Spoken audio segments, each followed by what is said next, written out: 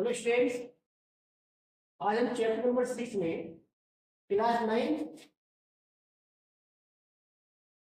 9 की बात। Chapter number 6 exercise number 6.2 और question number 3 important questions. Student देखिए ध्यान से सवाल को पढ़ते पहले और सवाल को करने की कोशिश करते हो और समझने की कोशिश करिए स्टूडेंट्स। पिछला सवाल में आकृति में यदि PQ समांतर HP, यानी कि PQ ये रेखा हमारे पास ये इसके समांतर यानी कि पैरेलल, PQ HT के पैरेलल दे रखी है, समांतर दे रखी है और एंगल PQR यानी कि ये एंगल 110 यानी कि 110 और एंगल RHT 130 यानी कि 130 का दे रखा। तो एंगल QRS याद करो, यानी कि QRS QR और S की बात होता है। अब देखिए सवाल को समझिए स्टूडेंट कैसे करना। यहाँ पर सवाल को सॉल्यूशन करते हैं इसका, यानी कि दिया है सवाल में, गिवन क्या है हमारे पास, दिया है सवाल में कि PQ समांतर दे रखा है ST, PQ समांतर ST और एंगल PQR दे रखा है।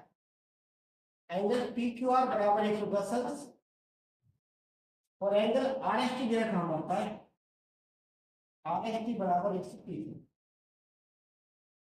ओके, अब हमें एंगल फाइंड करना है QRS, ये एंगल फाइंड है, ये मैंने लिख दिया पहले, यहाँ पर 60 डिग्री का आएगा। कैसे करना देखिए, यहाँ पर हम यहाँ पर एक कंस्ट्रक्शन कर लेते, रचना करते हैं। यहाँ पर क्या रचना करते हैं कि यहाँ पर PQ और ST के पैरेलल एक लाइन ड्रॉ करें, नाम इसका M है। ओके, यानी कि लिखे यहाँ पे PQ व ST के समांतर, ST के समांतर यानी कि पहला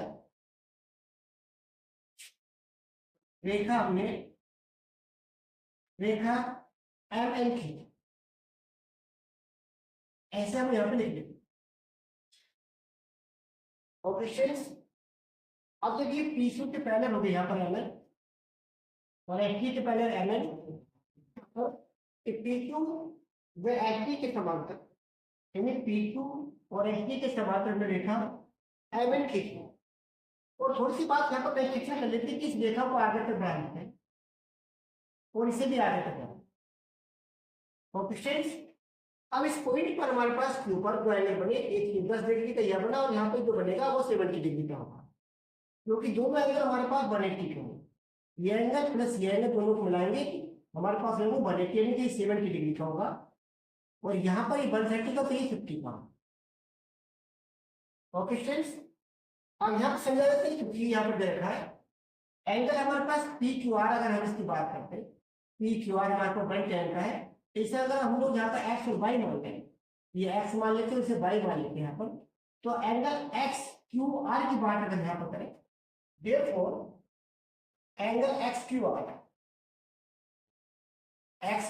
की बात अगर हम यहाँ पर करें तो 180 माइनस के 110 यानी कि 70।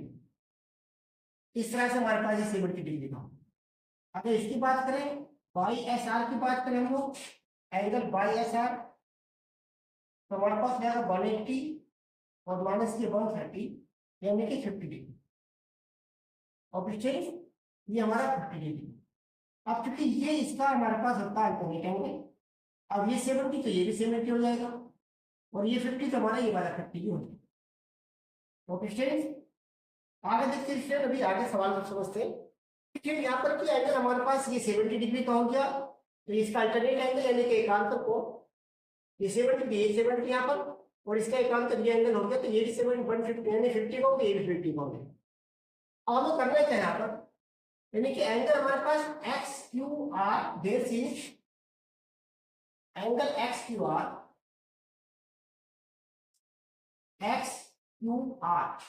इसी तो एंगल हमारे पास होगा, यहाँ पे लिखेंगे QRM इज इक्वल टू 70। इधर की बात करें एंगल YSR, इजिकल ट्रायंगल हमारे पास होगा S R N, S R N ये होगा हमारे पास 50 डिग्री। ओके स्टूडेंट्स, अभी लाइन हमारे पास सीधी हो गई, यानी स्ट्रेट लाइन हो गई। तो एंगल एम आर एन एक लाइन होगी, तो यहाँ पर बनेगा 180 का एंगल। अब यहाँ पर 180 एंगल बनेगा, इसे बना लेते हैं एक्स डिग्री। अब इसे एक्स डिग्री मान लें यहाँ पर, तो डेल सिंस यहाँ पर बात समझे, एंगल एम आर एन की बात करें तो हमारे पास होगा 180, यानी कि लीनियर ट्रायंगल की बात करें, रैखिक कोण की बात करें, यहाँ रैखिक कोण, और रैखिक कोण का जो मान होता है वो 180 डिग्री होता है, यानी कि 180 डिग्री।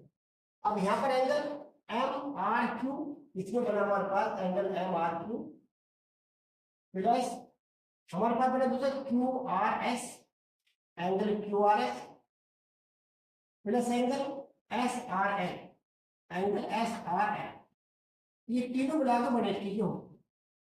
ओके फ्रेंड्स, उसके बाद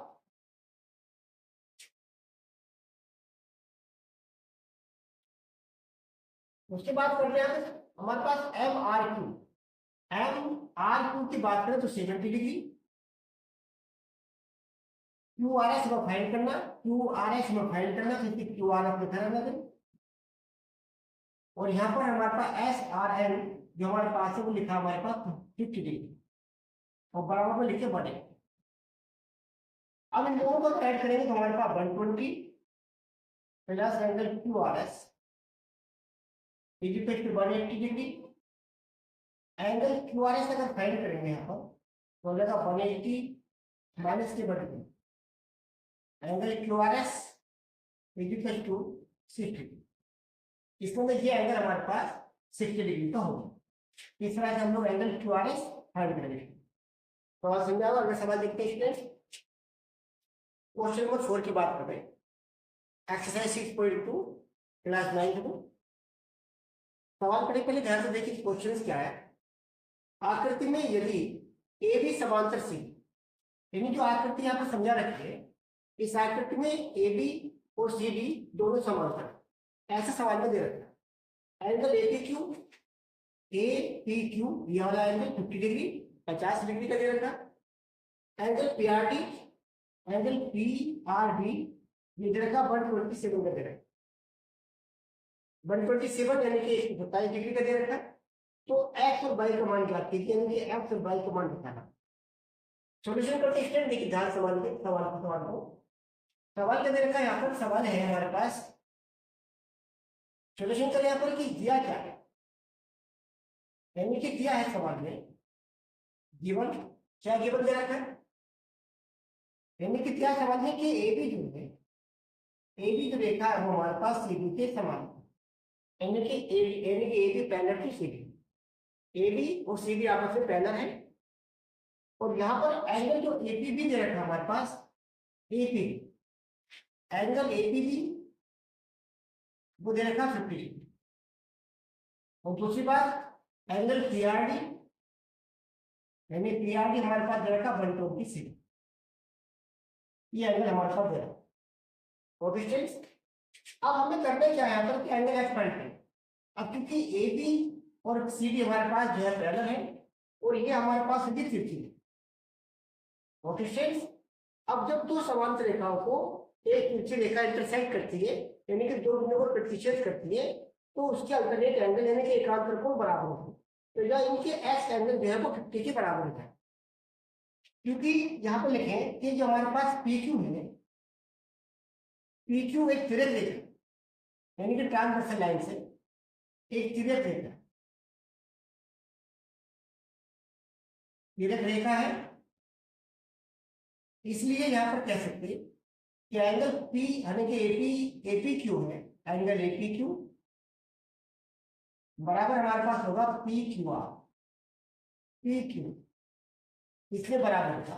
क्यों बराबर होगा? क्योंकि दोनों एकांतर कोण यानी कि alternate angle. Okay students, alternate angle यानी कि अल्टरनेट एंगल भी लिख सकते हैं यहाँ पर।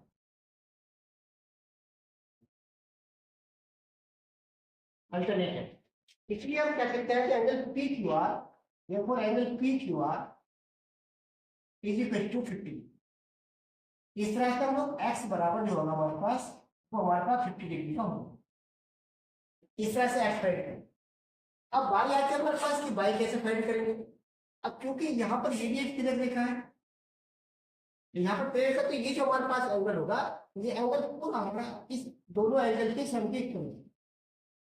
अब ये एंगल इस पूरे एंगल की अल्टरनेट है। अब आगे जांच करते हैं कि एंगल बाई कैसे जांच करेंगे।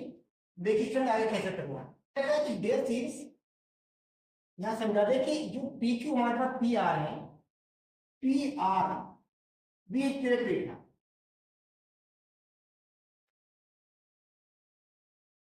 पी आर एक क्लियर रेखा है। इसलिए हम यहां पर कह सकते हैं कि एंगल ए पी आर बराबर हमारे पास होगा P R D,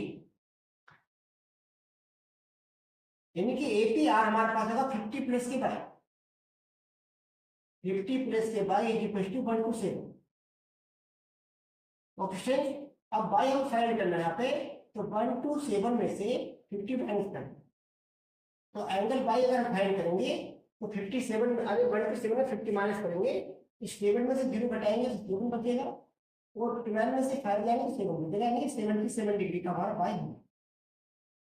okay student, अब आगे बात करते हैं हम लोग एंगल दोनों हमारे फाइंड है। एक्स फाइंड कर लिया हमने, एक्स हमारा 50 डिग्री का हो, और उसके बाद एंगल बाई हमारा 77 डिग्री। इस तरह से इस क्वेश्चन को आसानी से समझ सकते हैं।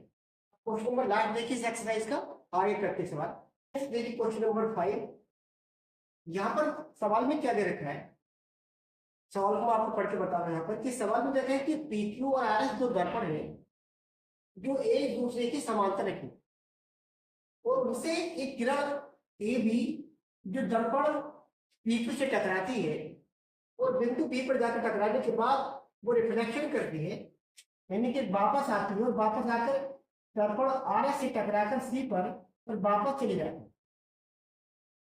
ऐसा करने के बाद हमें बताना ये है कि जो रेखा हमारे पास ए बी है वो सी डी के समांतर हो, इस बात को सिद्ध करो। और दिया क्या हमारे पास कि पी क्यू और आर एस, यानी कि पी क्यू और आर एस जो है हमारे पास दोनों एक दूसरे की समांतर रहते हैं। तो इस सवाल को बड़े आसानी से हम समझ सकते हैं। अब क्या है कि अगर पी क्यू और आर एस समांतर है तो एक तिरछी रेखा हमारे पास ही बन जाए। तो क्योंकि यहाँ पर सवाल में सोल्व करते हैं, सोल्यूशन देते हैं यहाँ पर,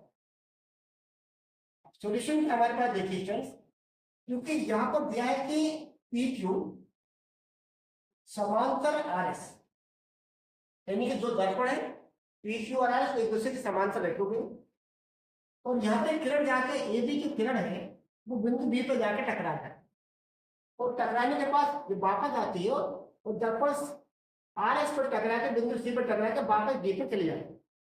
और हमें प्रूव करना है कि जो ए बी किरण है वो सी डी किरण के हमारे पास समांतर होगी।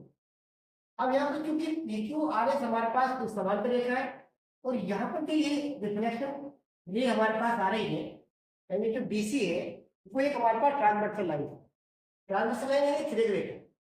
क्योंकि यहाँ पर लिखें, ये बात दिया हमारे पास, इसलिए दिया है आपको करना, क्योंकि बीसी एक तिर्यक रेखा हुई, एक तिर्यक रेखा। ओके, इसका मतलब ये हुआ कि जब दो समांतर रेखाओं को एक तिरछी रेखा इंटरसेक्ट करती दो पॉइंट पर, तो उसके अल्टरनेट एंगल बराबर होते, यानी कि एकांतर कोण बराबर होता। अब यहाँ पर जब एकांतर कोण की बात करें तो हमारे पास ये रेखा और दूसरी हमारे पास ये रेखा, दोनों हमारे ये एंगल और ये पूरा एंगल हम कह सकते हैं, ये पूरा एंगल और ये पूरा एंगल हमारे पास बराबर है। तो हम यहाँ पर कह सकते हैं इसलिए therefore angle P B C जो हमारे पास है इज इक्वल टू एंगल हमारे पास होगा B C S, B C. Okay students, यानी कि पूरा एंगल हमारे पास इसके बराबर होगा क्योंकि ये दोनों एक दूसरे के एकांतर। अब यहाँ पर जो ये रेखा हमारे पास दे रखी है, इस रेखा की बात करें, इस रेखा की और इस रेखा की बात करें यहाँ पर। अब यहाँ पर ये रेखा इस एंगल को करेगी बाइसेक्ट, अब बाइसेक्ट करेंगे तो इसका मतलब ये दोनों एंगल हमारे पास, ये दोनों एंगल बराबर होंगे, तो इधर ये बनेगा। कोएफिशिएंट अब जब ऐसा होगा तो ये एंगल इसके बराबर होगा और ये वाला एंगल हमारा इसके बराबर। अब इसमें क्या कर सकते हैं कि जो एंगल हमारे पास दोनों बने हैं, तो एंगल हमारे पास जो PBA है, angle PBA plus angle ABC, बीजी क्वेश्चन हमारे पास होगा BCB, angle BCD plus angle DCF।